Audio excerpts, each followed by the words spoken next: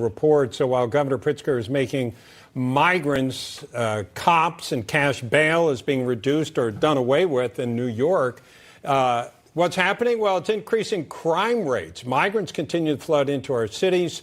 And how's this making Americans feel? That's right. And joining us with reaction is Arizona Senate candidate and Sheriff of Pinal County, Arizona, Sheriff Mark Lamb, and former Georgia Congressman Doug Collins. Great to have you both with us here in studio. Sheriff Lamb, great to see you in person here. First, let's start here. What do you make of Governor Pritzker's bill? Well, I don't like it.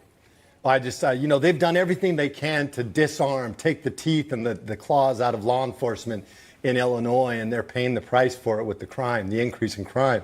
And now you're talking about making people who can't even pledge allegiance to this flag, who they're supposed to uphold the Constitution, yet they don't have any love for the Constitution. Right. So I just don't see that's a good idea. I'm a believer that we do need to do some more stuff for police. We need to make sure that we create incentives that push people into this profession. Let's start by fixing our retirement systems. Let's start by giving the power back to the police in Illinois.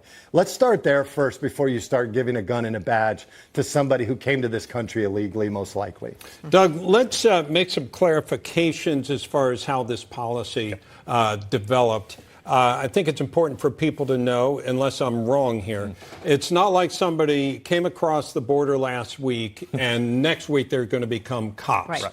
These people that have reached this point, now there's still lots of problems with this, but would you clarify your understanding? Yeah, I sure will. And the Sheriff's right about this. And as a son of a Georgia State Trooper who 31 years worth, it's sad that we've gotten to this point where we believe that our police departments ought to be like this and we're funding them because we can't get anybody to join. And there's reasons. The retirement part, there's safety. They don't believe DAs have their back. These are a lot of things, especially in Illinois. My question on these gun crimes in Illinois is where's the U.S. attorney who, quote, all these gun straw purses? They've had like 2 in the past few years. They rarely prosecute gun crimes, so we know it's not there. This one has a problem, though, because what they're saying is you have a work permit here in the United States that you can become a police officer. So a green card or a DACA. This is the real issue here is DACA. They have a legal work permit, and they're letting you become a police officer. But here it will be a non-citizen arresting citizens. Okay, again, can you not? There's a slippery slope here, and I think that's the problem. Yeah, all right. Want to get your thoughts on the cashless bail that we were hearing John Glasgow talk about. I know both of you here sitting at the table were shaking your head no and saying it just simply doesn't work. No, it's another terrible idea because what it does is it creates equity. Equity's not good because what it insinuates equal outcome regardless of what you do. And in this particular case, when it comes to crime, there are some criminals that commit very heinous crimes, and they need to be in jail, and they shouldn't have a bail, or at least they should have a very high cash bail. Look, when I took over as sheriff, we had people in there that had a $200 cash bail for Mickey Mouse stuff. Those people didn't belong in jail. Right. And I went to the county attorney. I said, look, I'd rather pay their bail and get them out of the jail so they can get back to society. But those who do need to be in jail, you need to give those judges the option and the ability to implement some type of cash bail. Right. Go ahead. Yeah, but no, the sheriff's right here. And I want to make sure real criminal justice reform works in this country, and it's conservative. Just like the sheriff just said, why are you putting somebody with a $200 cash bail on a small-time misdemeanor when you're paying $50 to $60 a day to keep them there? Yeah. Okay, let's think about this. So it can be worked. I do want to show this. Another New York City hotel has been taken over by migrants. Yeah. This is some video showing, I think we have some shots of countless migrants sleeping outside of Midtown's Roosevelt Hotel because the makeshift processing center hit capacity. At what point will the Biden administration understand that New York can't handle it anymore? We think the mayor has tried to say that.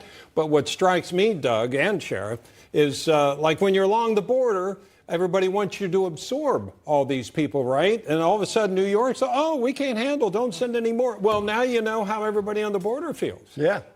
There's a pattern here.